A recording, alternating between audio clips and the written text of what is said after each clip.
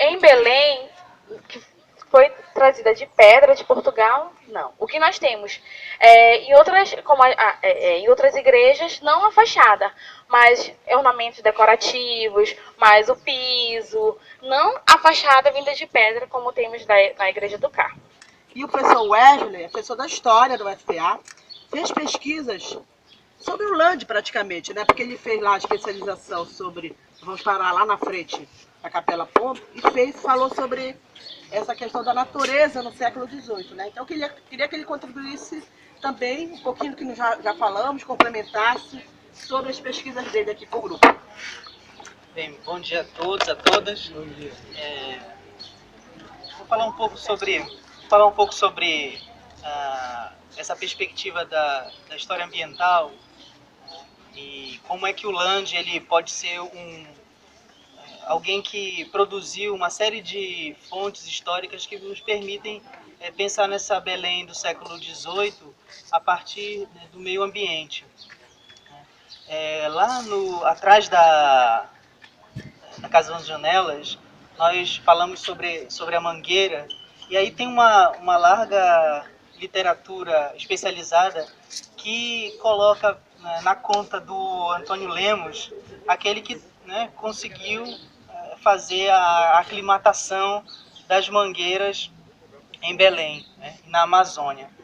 E quando nós vamos para a documentação, essa documentação produzida pela Secretaria de Governo do século XVIII, especialmente da segunda metade do século XVIII, nós vamos perceber que desde o final do século XVII, uma série de espécies, como a mangueira, elas estavam com uma certa persistência. O governo e os agentes coloniais buscando aclimatar essas espécies em Belém.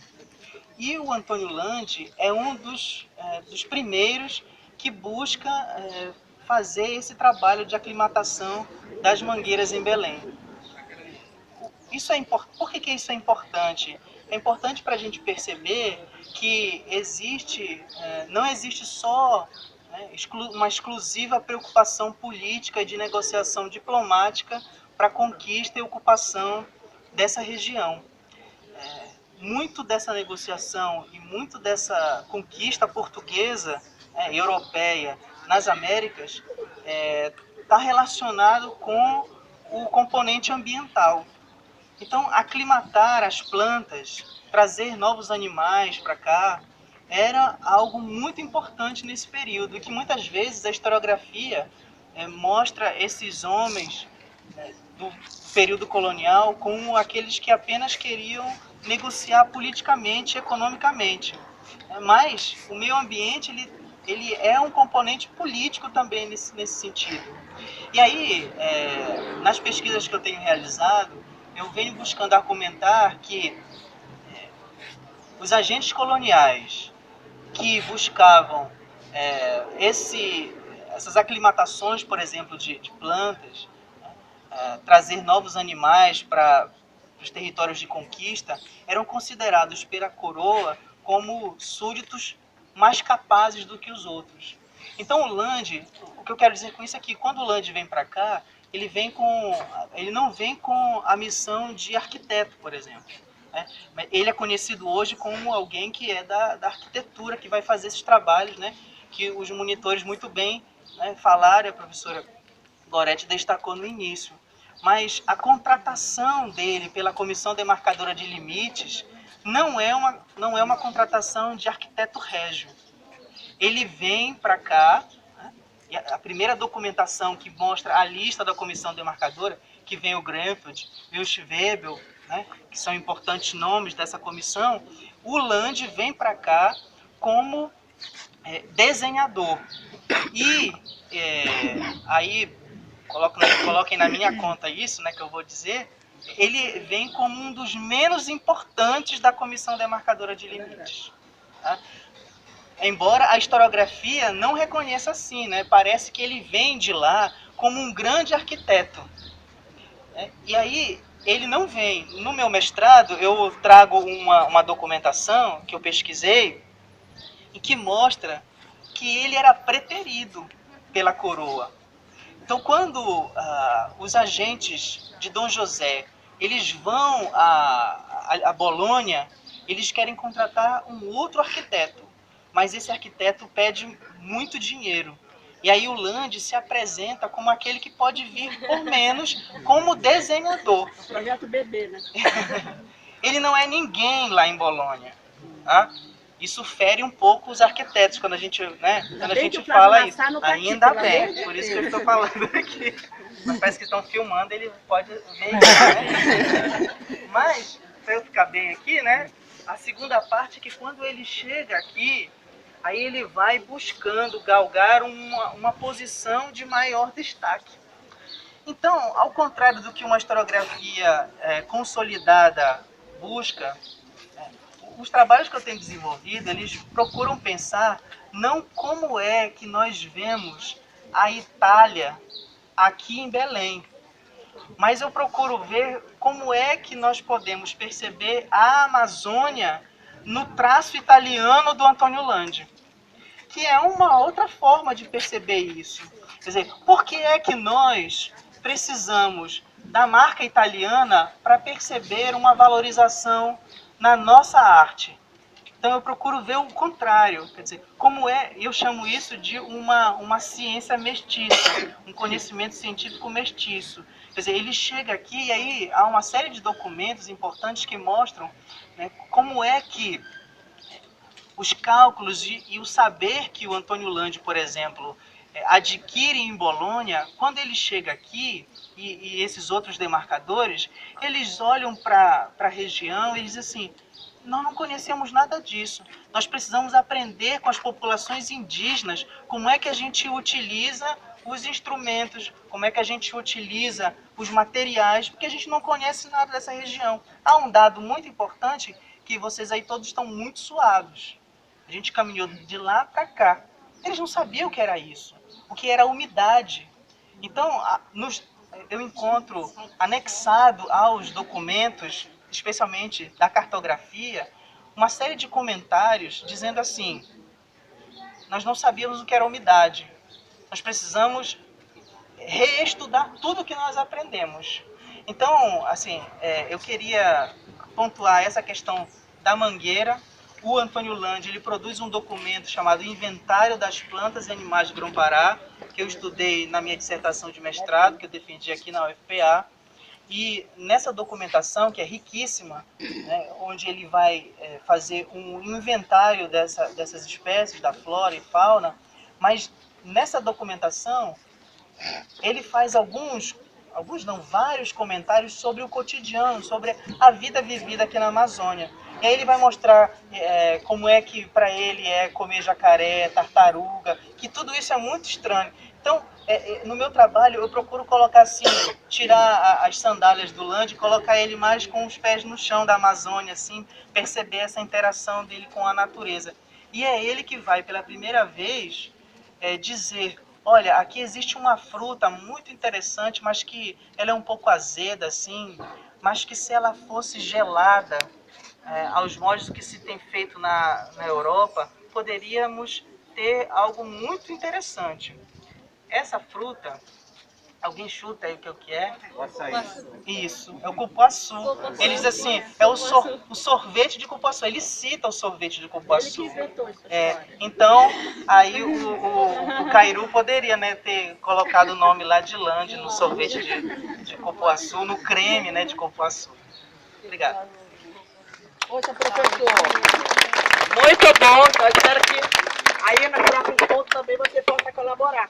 Aí, complementando o que o professor Wesley colocou, nessa coisa da mangueira, por exemplo, né? Primeiro, vocês sabiam que a mangueira não era da Amazônia. Todos sabiam disso, né? Mas aí tem a ideia, bom, a mangueira foi introduzida pelo outro Antônio Lemos. Na verdade, não, né? Quem vai aclimatizar, né, a mangueira, né, como outras espécies, o jambo também, né, o jambeiro, que não era daqui também, vai ser o Landi, lá na fazenda dele, né, então vai fazer essas primeiras experiências. E o outro Antônio, o Lemos, nosso prefeito lá do início do século XX, da época da borracha, vai dizer: vamos arborizar a cidade, Porque a ideia era transformar, estamos falando aí do início do século XX, Belém numa petite Paris, numa pequena Paris. Grandes avenidas, praças, coretos, muito quente. Vamos então diminuir essa temperatura, tornar mais agradável. A mangueira cresce até 30, 40 metros. Olha a sombra dela.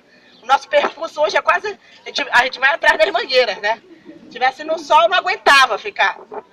Né? Graças a Deus o Lemos fez isso, porque senão essa cidade seria um inferno. Mais do que já é.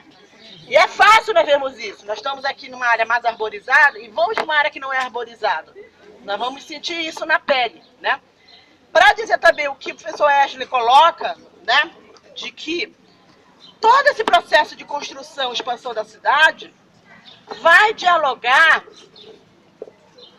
com o fato da natureza. Porque, veja bem, eu falei assim, é uma cidade portuguesa, tem uma cidade italiana, tem uma cidade francesa, uma cidade global, americana, mas antes de tudo é uma cidade amazônica.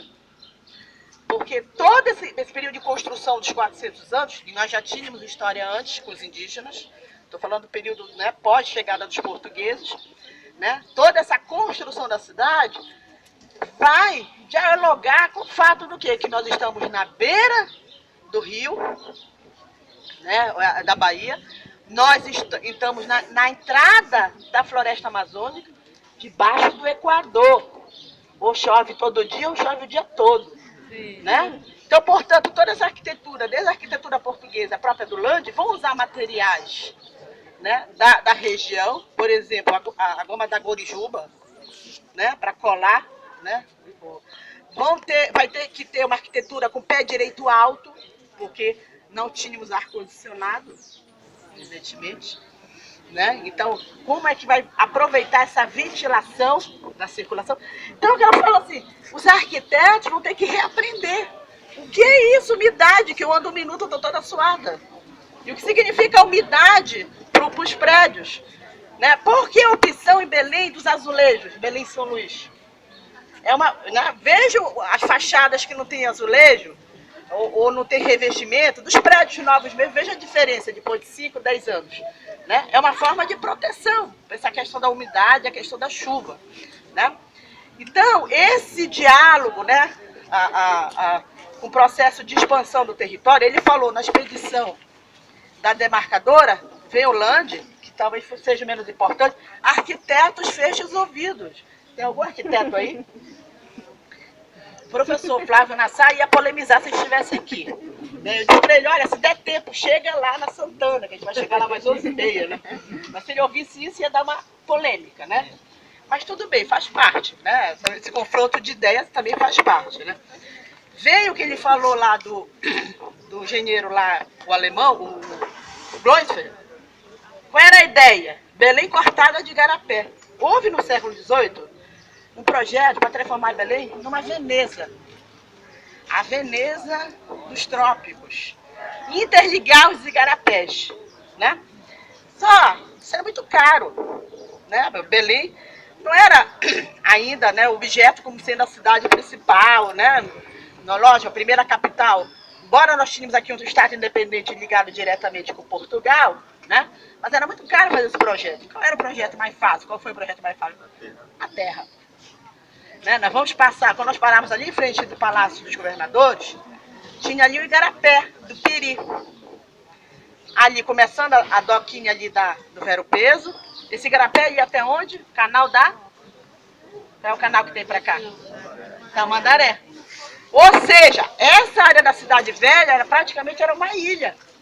Olha porque também foi escolhida para a Fundação de Belém. Porque tinha que defender dos de fora, porque aí, né, franceses, ingleses, holandeses, estava todo mundo interessado em entrar na região, né? E tinha que defender dos de dentro. Quem estava dentro? Os índios, né? Então, essa estratégia da localização e dessa expansão. Nós estamos falando desse período aí, que é esse século XVIII, que é Belém no século XVIII, gente. Imagine isso. É esse percurso que nós vamos fazer no roteiro Lante. É isso aqui, é a Cidade Velha, né? Primeiro, na Fundação de Belém, né? Essa é a primeira rua, que era a Rua do Norte, que era a rua, né, que é paralela ao rio, né? Essa importância aqui da Siqueiramente, né? E a partir daí a gente vai ter uma expansão de outros arruamentos paralelos e interligados. Se vocês olharem o mapa, é quase uma forma de leque, esse arruamento aqui, né? E depois tinha o Carapé do Piri, né? Aí funda-se, logo depois da fundação de Belém, um lugar para se haver o peso, que é o ver-o-peso, que não é a figura do mercado que nós temos hoje, né? A figura do mercado é início do século XX, mas já tinha um local de haver o peso, que fica mais ou menos, segundo os historiadores, me confirme, Wesley, o Aldrin diz isso, mais ou menos onde fica a Pedra do Peixe, ali na frente do mercado. Aí logo se constrói estivas, ligando essa cidade para outra área, que era uma área cheia de campina, baixa, alagada, bairro da Campina. É bairro da Campina oficialmente, não é bairro do comércio, nós falamos comércio, não existe bairro do comércio oficialmente, né? É o bairro da Campina, né? E aí, então, esse século XVIII é a expansão para o bairro da Campina, que nós vamos passar, vamos terminar lá. E aí nós vamos ver ainda essa paisagem do arruamento português, né? Ruas estreitas, mas aí é uma paisagem edificada, já mistura português com francês, e aí tem essas obras do Land no meio também, entendeu? Então essa Belém do século XVIII, nós estamos falando de Cidade Velha e bairro da Campina. Porque depois a expansão na borracha vai dar em direção ali Batista Campos, Reduto, Nazaré, e os pobres vão para as áreas alagadas. Leia-se Jurunas, Guamá, a Doca, que até final da década de 60 era uma área pobre. No roteiro do Reduto nós falamos isso, e no roteiro do Marizal nós vamos falar isso, porque o Marizal era um bairro pobre também, né? Nessa Constituição do século XVIII e XIX, e hoje é o bairro nobre, né, da cidade de Belém, né?